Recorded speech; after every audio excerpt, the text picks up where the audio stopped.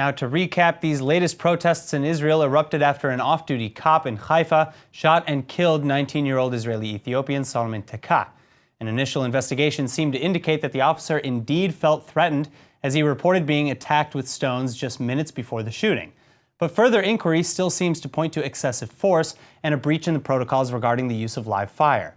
Joining us with more details about this incident and the context behind it is ILTV's Natasha Kirtchuk.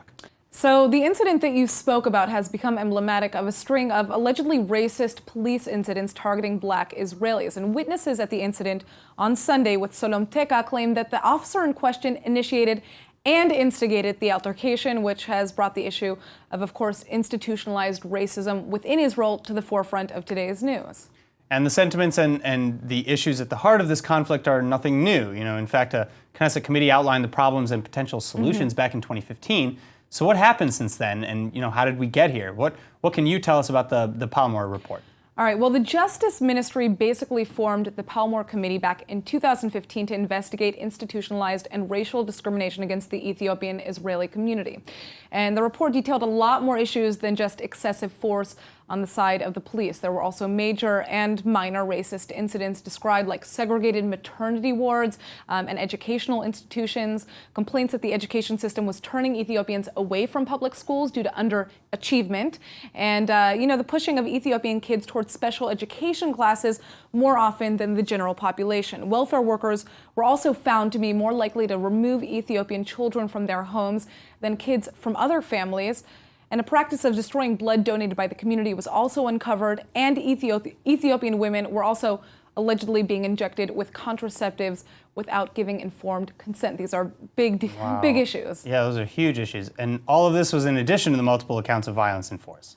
Correct. And so the report basically concludes that these incidents and other such events have eroded away the trust between the establishment and, of course, those of Ethiopian origin. All right, well, I can certainly understand that conclusion. And then equally, I can understand the protests. But I guess one of the remaining questions is this, is this the right way to be going about it? Because violent protests in the streets, even if only among a minority of the protesters, which it is just a minority, but that can cast the rest of the demonstrations in a negative light. Right. Also, the Palmore report detailed 51 recommendations for government action, 43 of which have been implemented or at least are in the process of implementation. So isn't something slowly but surely being done? So the answer here is yes and no. First, with respect to the Palmore report's recommendations, you are right. A lot of them have been accomplished, including hosting seminars to improve officers' cultural understandings. But the recommendations that have not been implemented are perhaps among the most important, like requiring police to videotape interrogations of Ethiopians accused of a felony. And that brings us back, of course, to the first question that you asked. Is this the right way to protest? Well, after multiple deaths, assaults, and of course years of waiting for a system that is yet to catch up, the community here is frustrated. They're angry, they're disillusioned. So while we never condone, of course, or support acts of violence and harassment, the actions taken over the past few days come from a place of what some would call desperation and hopelessness.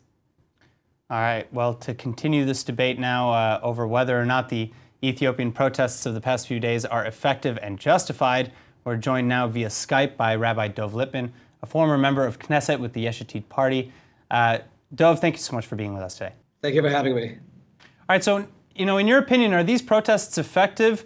And if so, why or why not? Because a lot of people are saying, that the violence kind of undermines the message. I don't know, I'll let you take it away. I'm on Skype with you today and not in the studio because there was no way I'd be able to make it to Tel Aviv. And that's a minor, insignificant problem. People can't go to weddings, they can't get to memorial services, can't get to jobs. I think, and I spoke to demonstrators yesterday, I was stuck in a demonstration. I told them to block the traffic for a certain period of time, make a lot of noise. I understand. And there's real legitimate complaints that the Ethiopian community has in Israel. But keeping people away from where they need to go for hours and hours, I actually believe had a reverse effect. As opposed to having a country with them demanding change, wanting to see significant improvements for the community, I think today all we're talking about is the demonstrations and not the real change that needs to take place in the Ethiopian community. Well, that's where the question comes in here. What are the protesters supposed to do when they are consistently not seeing a change take place? What do you do here? I understand the angst and the. I think that shutting down a whole country for 2 hours would have been a massive statement, and I really do believe that it would have led to even the broader Israeli population saying we need to address their issues. I was sitting in traffic. People were fine. People were saying they have to do this. They deserve the right to do this. It is wrong. There was an incident which needs to be addressed, and not just the incident, but the broader issues of the population. But once we started reaching the 3-hour mark, it started turning, and especially when it reaches a point where it gets violent. Now all we're talking about is the demonstrations and the police in terms of the demonstrations, not the police and how they deal with the Ethiopian community. Not do Ethiopians have full rights and full ability to move forward in Israeli society. And that's what the conversation has to be. And sadly, the demonstrators and their leaders weren't able to hear that, even as I told them that I believe it was throwing to boomerang against them instead of helping their cause. Well, I mean, it seems like there needs to be some type of change in education here. There seems to be a lot of things that need to be fixed and put back in together. This is certainly not something that's going to be fixed overnight or with one demonstration. But in the meantime, thank you so much, Rabbi Lipman, for joining us. Thank you so much. And of course, Natasha Kirtchuk, thank you as well for being with us today. My pleasure.